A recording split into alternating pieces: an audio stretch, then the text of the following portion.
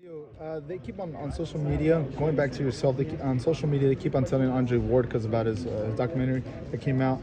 Do you get an itch every day to fight because he's retired? Now, you say you're retired. Yeah. Are you going to get the itch soon? Or are you trying to No, focus see, on that's your promotion? how do you get rid of an itch? Scratch it. No, you scratch it. Leave it be. Leave it be. You got Leave it alone. when you got an itch, you can probably smack it. You don't gotta itch it. Scratch it. So with that being said, I'm gonna stay in the gym, gonna stay sparring, gonna stay doing all those things to at least get the feels of that. Never let that go. But I don't need to actually be in the ring and fight for it no more. Let me give you three names real quick. I'm very happy and content. Let me give you three names real quick. Gervonta Davis. Here we go. Devin Devin Haney, and Shakur Stevenson. Which ones do you think? I love it. Like I said, Well, there's so many infinite options for you. That's Shakur. Like what you mean for me? there's just so many options for you. Oh man, those are my babies. Those are my babies. Nah, they look up to Teofimo. They want to know how to do it. Because after this performance, a lot of people said, "Hey, he tricked us. He tricked us." I have to trick his him. mind is there. His mind is fully there. So he's like, "We want to see these fights with Gervonta." Yeah, but I had to trick you guys. I had to trick everybody because it's part of the plan. Oh wait, Kanye. Gotcha. Teo, but Teo, it's an anticlimactic, man. We've covered you since for years, and Devin. We're never gonna see the thrilling conclusion of this rivalry between you and Devin Haney. Really? Yeah, really. What?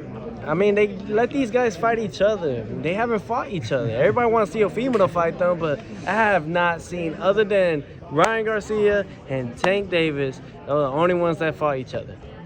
My question for you about that fight is, like, we've seen you Out take of the apart four these. games. No. We've seen you take apart these guys like Loma and Taylor that try to press you.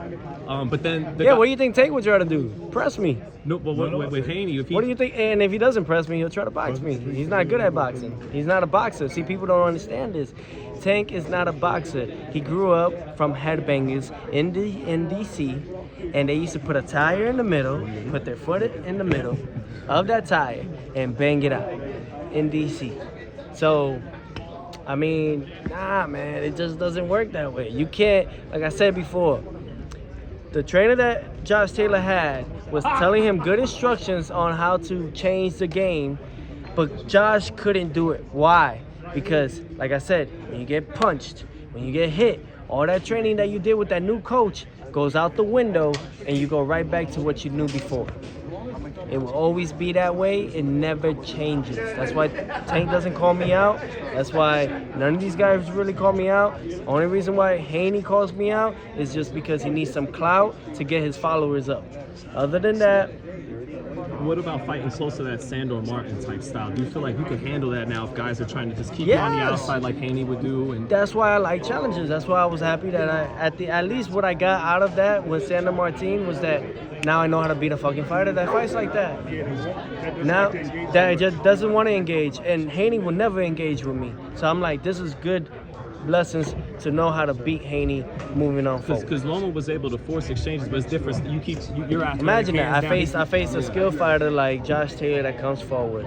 I faced a technician like Lomachenko who comes forward and back, right? And then now I faced a fighter that just only fought all the way back, and that was Sandor Martin. So fought three kinds of fighters that you can only really generate and get from the sport. So who is gonna beat me? No one.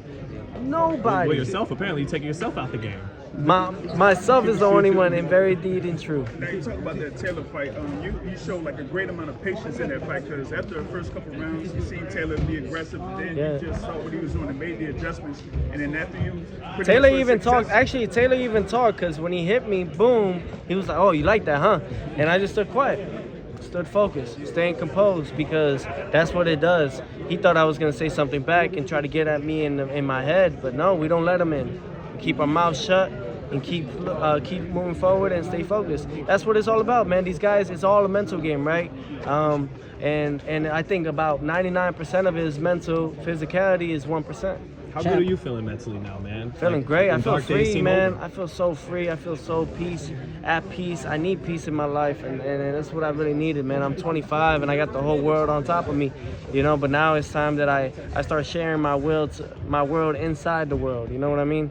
And giving back to the all communities, from Spanish, from the Latin community to the white community, the black community, and to the Asian community. I mean, even to the yellow community out there. Champ, how electric was that crowd? Do you feel like they maybe boosted Heck you yeah. a little bit and helped you Heck go your yeah. way No, to victory? it's New York. It's New York. It's Madison Square Garden. It's everything. No worries.